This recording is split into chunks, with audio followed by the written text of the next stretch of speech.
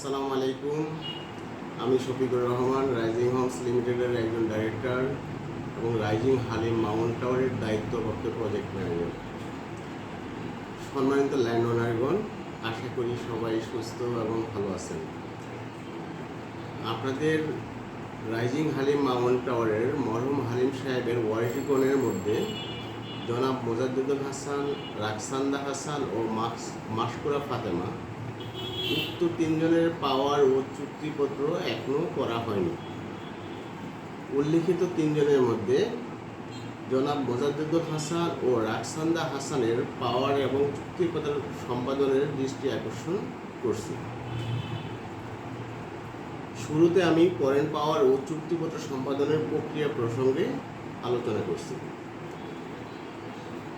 প্রথমে আমরা পাওয়ার এবং চুক্তিপত্র টাইপিং ও স্ট্যাম্পে প্রিন্টিং করে নিন।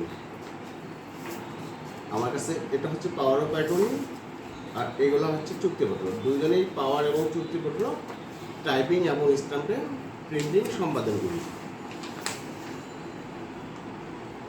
প্রথমে আমরা পাওয়ার এবং চুক্তিপত্র টাইপিং শেষে জনাব মোজাদ্দেদুল হাসানের নিকট ইউএসএ পাঠাবো এবং রাকসান্দা হাসানের নিকট কানাডাতে পাঠাবো। জনাব মোজাদ্দেদুল হাসান ইউএসএ অ্যাম্বাসিতে বসে বা ওখানে গিয়ে উনি সিগনেচার করবেন এবং রাকসান্দা হাসান কানাডা অ্যাম্বাসিতে গিয়ে সিগনেচার করবেন।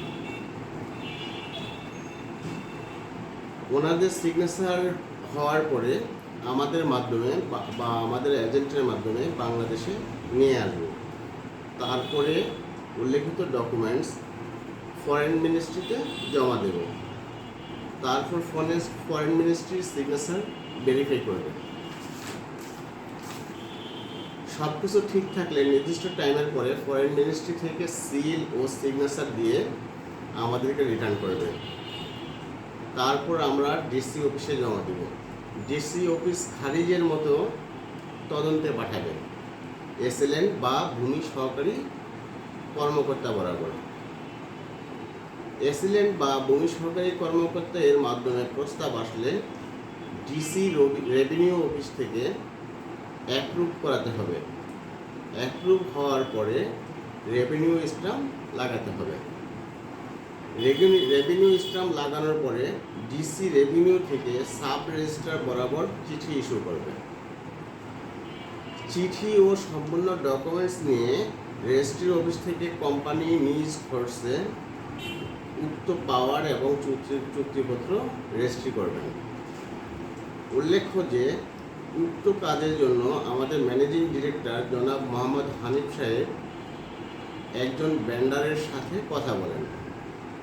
যেহেতু কাজটি অনেক জটিল এবং ক্রিটিক্যাল, বিভিন্ন মন্ত্রণালয়ের কাজ, বিভিন্ন বিদেশের দূতাবাসে পাঠাতে হবে, অ্যাম্বাসিতে পাঠাতে হবে, সেই জন্য এটা আমাদের মাধ্যমে সরাসরি করা সম্ভব নয়।